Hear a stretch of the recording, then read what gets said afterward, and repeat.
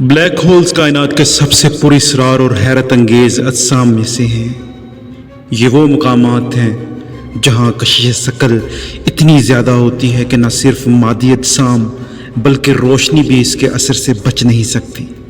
Black holes का तसव्वुर पहली बार 18वीं सदी के आखिर में पेश किया गया था, लेकिन ये मौजू 20वीं सदी के आखिर में साइंसदानों की दिलचस्पी का मरकज़ बना। जब एलन आइंस्टाइन के अमूमी नज़रिया अज़ाफ़ियत थ्योरी ऑफ रिलेटिविटी के तहत इनकी मौजूदगी का इम्कान सामने आया।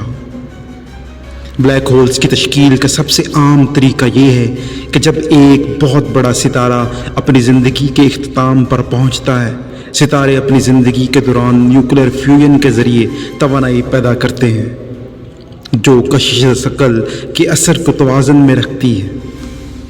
लेकिन जब सितारे का ईंधन ख़त्म हो जाता है तो ये अपनी ही कशिश शकल के तहत सिकुड़ना शुरू कर देता है। अगर सितारे की कमियत बहुत ज़्यादा हो तो ये सिकुड़ते सिकुड़ते इतना छोटा हो जाता है कि एक ब्लैक होल में तब्दील हो जाता है। ब्लैक होल के मरकज़ में एक मुकाम होता है जिसे सिंगुलैरिटी कहा जाता है। यहाँ पर कसाफत और कशिश शकल लामहदूद हो जाती है और आम तबीयत के कवानीन काम नहीं करते। इसके गिर्द एक इवेंट होराइज़न होता है जो वो हद है जहाँ से कोई भी चीज़ वापस नहीं आ सकती। इवेंट होराइज़न के पार जाने वाली तमाम चीज़ें ब्लैक होल के अंदर खींच ली जाती हैं। ब्लैक होल्स की कई अक़साम होती हैं। स्टेलर मास ब्लैक होल्स ये सबसे आम किस्म के ब्लैक होल्स हैं और इनकी कमियत चंद सूरजों के बराबर होती है। ये बड़े सितारों के मरने के बाद बनते हैं। सुपरमैसिव ब्लैक होल्स ये ब्लैक होल्स हमारी कहकशाओं के मरकज़ में पाए जाते हैं और इनकी कमियत लाखों या अरबों सूरजों के बराबर होती है। साइंसदानों का ख्याल है कि ये ब्लैक होल्स कहकशाओं की तश्कील और इर्तिका में अहम किरदार अदा करते हैं।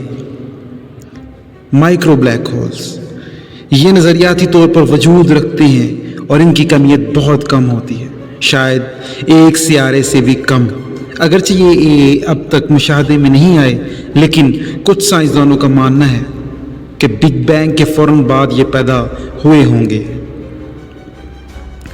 ब्लैक होल्स का असर सिर्फ इनके गिर्द मौजूद अशिया तक महदूद नहीं होता, बल्कि ये रोशनी को भी मोड़ सकती हैं। ये अमल ग्रेविटेशनल लेंसिंग कहलाता है, जिसमें ब्लैक होल के करीब से गुजरने वाली रोशनी का रास्ता मुड़ जाता है, जिससे हमें दूर दराज के अजराम फल्की के बारे में मालूमात हासिल होती है। ब्लैक होल्स वक्त और जगह स्पेस टाइम को भी मुतासर करते हैं। ब्लैक होल के करीब वक्त सुस्त हो जाता है, एक ऐसा मंजर जिसे टाइम डायलेशन कहा जाता है। इसके अलावा ब्लैक होल के गिर्द मौजूद मादा जब इसके अंदर गिरने लगता है तो ये बहुत ज़्यादा तवानाई पैदा करता है, जिसे हम एक्सरे और दीगर किस्म की रोशनी के तौर पर देख सकते हैं। साइंसदान ब्लैक होल्स के मुताले के लिए मुख्तलिफ तरीके इस्तेमाल करते हैं। इनमें से एक तरीका ये है कि ब्लैक होल के इर्द गिर्द मौजूद मादे का मुशाहदा किया जाए। जब ये मादा ब्लैक होल के अंदर गिरता है तो ये बहुत ज़्यादा तवानाई पैदा करता है, जिसे हम दूरबीनों के ज़रिए देख सकते हैं। एक और तरीका ग्रेविटेशनल वेव्स सकलती अमवाज का मुशाहदा है।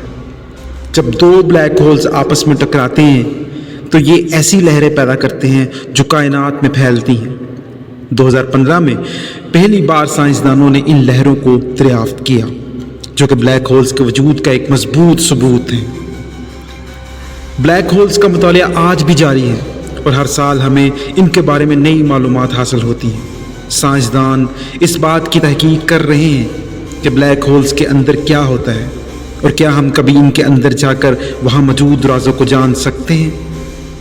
ब्लैक होल्स के मुताले से न सिर्फ हमें कायनात के बुनियादी असूलों को समझने में मदद मिलती है, बल्कि ये भी मालूम होता है कि हमारे कायनात की तख्लीक कैसे हुई और इसका इख्तिताम किस तरह होगा। ये कहना गलत ना होगा कि ब्लैक होल्स का मामा आने वाले वक्तों में भी साइंस की दुनिया में दिलचस्पी का मरकज़ बना रहेगा।